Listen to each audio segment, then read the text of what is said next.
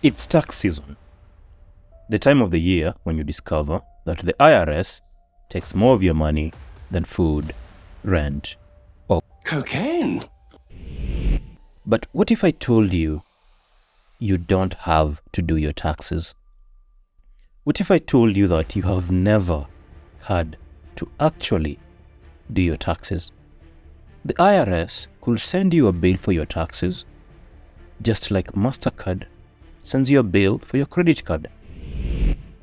But there is a man out there working tirelessly, day and night, to ensure that such a horrible thing never happens.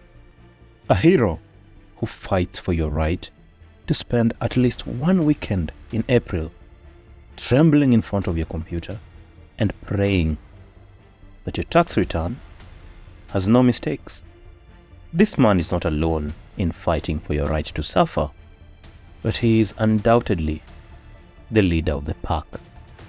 Before we meet this unsung American hero, let's take a brief look at the tax filing system. Just think about it. What exactly do you do on your tax return? Apart from lying, of course.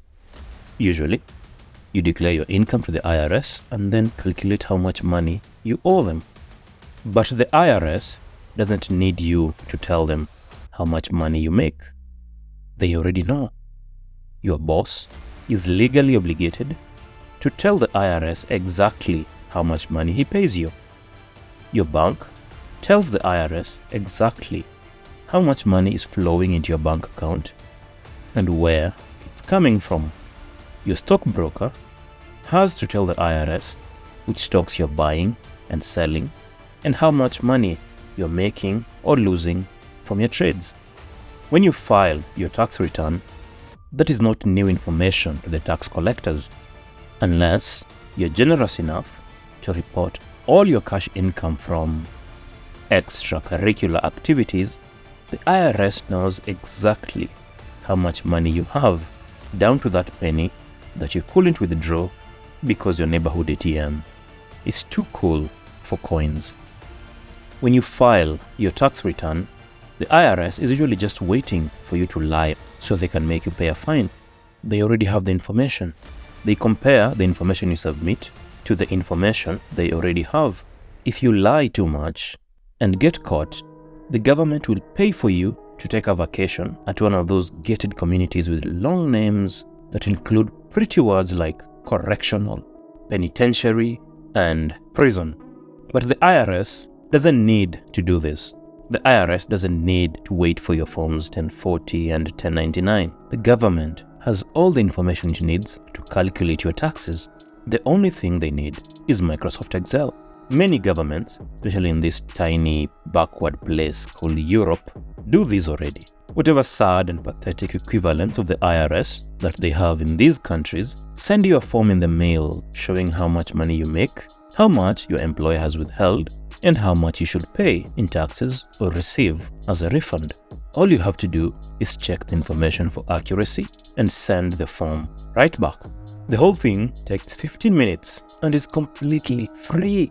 But in America, you have to dig up all your old pay stubs and receipts and bank statements and do the math yourself, all the while praying that you don't make any mistakes, because those penalties are no joke. If you want to minimize mistakes, you use something like TurboTax and pay them a small fee for their help.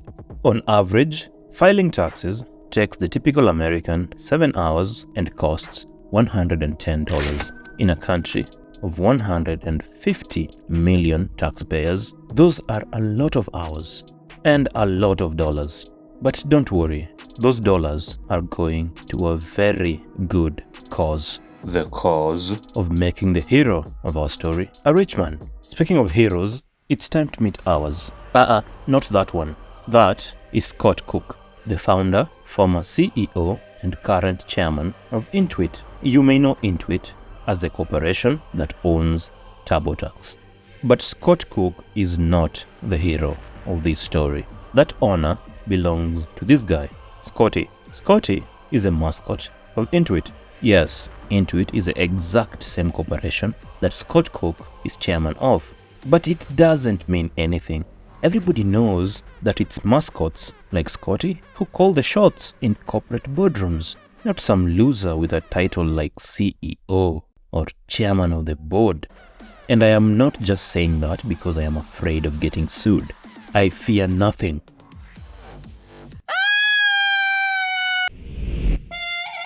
Don't let the names confuse you. Scotty and Scott Cook are two very different individuals. Just look at them. They are not the same thing. One of them is a blood-sucking parasite. The other one is a mosquito. Scotty has been fighting a war for over 20 years. A war against silly Americans who think saving time and money is a good thing. This war began in the late 90s. At the time, Scotty had a great business. He sold CDs loaded with a program called TurboTax. For a small fee, TurboTax would help you navigate a complicated collection of loopholes and corrupt giveaways, officially known as the American Tax Code. It is 75,000 pages long, but you don't need to worry about that. If you're not a millionaire, only 3 of those pages apply to you. Scotty's business was doing well, but a lot of other things were happening in the late 90s. My mom was seeing my ugly face for the first time.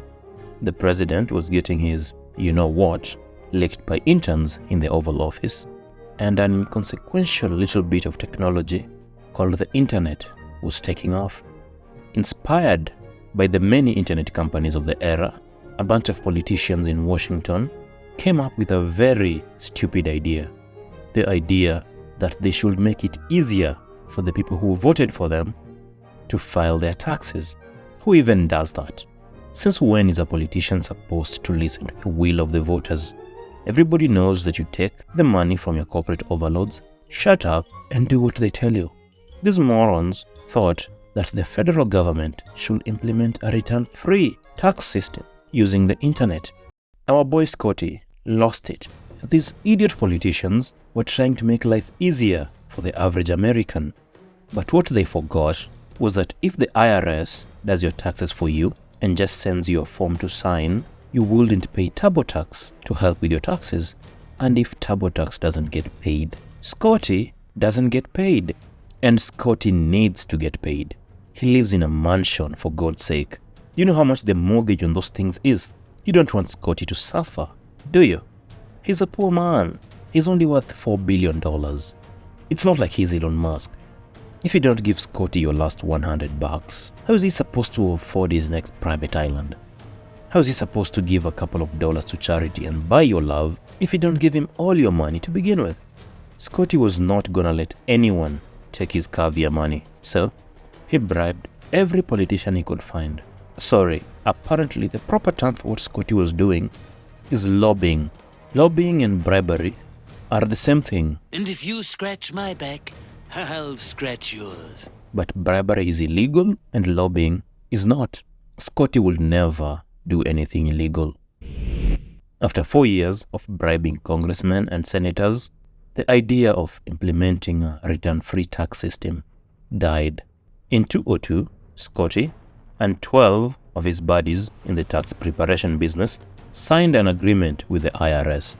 They would allow low-income Americans to file their taxes for free on their platforms, and in exchange, the IRS promised that it would never offer a competing service.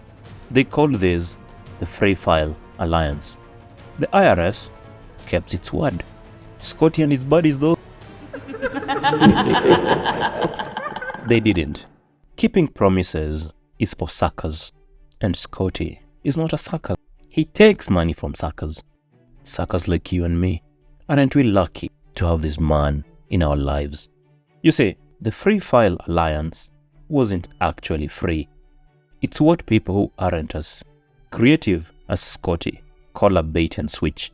For starters, while the agreement required tax prep companies to let 60% of Americans file their taxes for free, each of the 13 companies that signed the agreement was only required to serve 10% of the population, not 60%. As a result, each company came up with its own restrictions that excluded 90% of the population. Two companies, TurboTax, which Scotty owns, and H&R Block, controlled 85% of the market. Effectively, the other 11 companies didn't actually matter. On paper, anyone making less than $66,000 a year was eligible to file taxes for free, but TurboTax only allowed people making $33,000 or less. TurboTax also restricted older people and people from certain states from filing for free. The filing itself wasn't completely free either. It was free for federal returns, but if you wanted to file a state return, you had to pay. TurboTax would also pitch you services like audit defense and loans. These were not free. The company also kept changing requirements so that people who qualified to file for free in 1 year would find themselves disqualified in the next. Scotty had also gotten his buddies in Congress to give the IRS an advertising budget of $0. The free file program existed, but there was no way for you to know about it unless Scotty told you. And why on earth would he? Why should Scotty do your taxes for free when he can charge you $100? In the end, only 3% of Americans used the Free File Alliance. Great success. Some wannabe do-gooders in California saw how Scotty had outsmarted the feds and decided to create a return-free system at the state level. These haters were led by a professor at Stanford Law School, Joseph Bankman. If that name sounds familiar, it's because Joe Bankman is the father of a certain former billionaire who recently moved in with his mom. The fate of SBF foreshadows the outcome of this fight. Scotty doesn't like people messing with his business. Our boy declared war. Scotty spent millions of dollars bribing every California politician he could find. He put propaganda ads on TV and even sponsored his own candidates in elections. Despite all this, Scotty lost to SBF's dad. California made a return-free system an option for its millions of taxpayers in 2005. Filing state taxes in California was going to be as easy as it is for girls to ignore my DMs. Or was it? California started implementing a return-free filing system in 2005. It's 2023 now, 18 years later. Kids who were born when that law was passed are now getting DUIs and opening OnlyFans accounts. How many people use the return-free system in California today? 244,000. In a state with almost 7 million eligible filers, only 244,000 use the return-free tax filing system. The thing is completely free. It takes 20 minutes. And yet only 0.03% of people who could use it actually use it. The other 99.97% spend 7 hours and $64 doing that on TurboTax. Why? Do Californians just love giving Scotty their money? No, apparently not. They love their money as much as everybody else. But it doesn't matter. Scotty is a genius. Even when you think he has lost, he finds a way to win. Scotty won by kicking California's return-free fantasies right in the budget. The California Franchise Tax Board only got $10,000 to advertise the program. As a consequence, it could only afford to send mailers to 50,000 people. If you live in California, do not go to the tax board website and check if you are eligible for CalFile. Don't even dare Google the term CalFile. Continue using TurboTax. Scotty needs those $64. He's saving up for a private jet. After curb stomping the haters in California, Scotty relaxed a bit, but his business wasn't safe. Not yet. The cancer that had begun in California was spreading.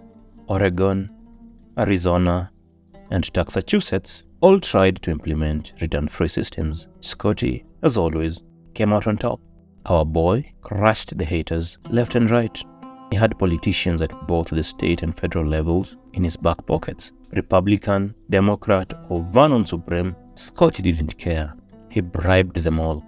All Scotty had to do was lay back and let his accountants collect his money with shovels. But first, he had to secure the empire. This happened in 2019.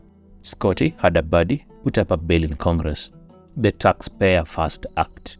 Privately, the boys at TurboTax called it the Taxpayer Last Act. The bill was 3,000 pages long, but Scotty's buddy had snuck in a single sentence. The sentence banned the IRS from creating a system that could compete with the fake Free File Alliance. If the law passed, Scotty was going to be swimming in money. Forever. But then disaster struck. A bunch of nosy busybodies at ProPublica exposed what Scotty was doing. Those animals just put it out there on the internet for everybody to see. All of Scotty's tricks. The way Scotty was hiding the option to file taxes for free from Google. The way he was tricking veterans with free military discounts and then charging them $200 as a processing fee. The way he was using false advertising and deceptive graphics to increase your anxiety when you file your taxes, just so you can pay more money. They exposed all of that. Everything was true, and that was the problem. The media is supposed to publish propaganda, not the truth. But apparently those losers at ProPublica, they never got the memo. Thanks to those so-called journalists, Scotty's one sentence was taken out of the Taxpayer First Act. The law that was supposed to save Scotty's business didn't do that. Scotty's business is not safe. The IRS can do your taxes for you today, for free. They already have the information they need. They can just send you a form to review and sign. All that needs to happen is for Congress to pass a law formalizing this. Scotty is fighting very hard to make sure that something that terrible does not happen. So, think of Scotty, the poor billionaire trying to make an extra $60 a second for his mega corporation. Just one law from Congress implementing return-free filing and TurboTax loses billions of dollars.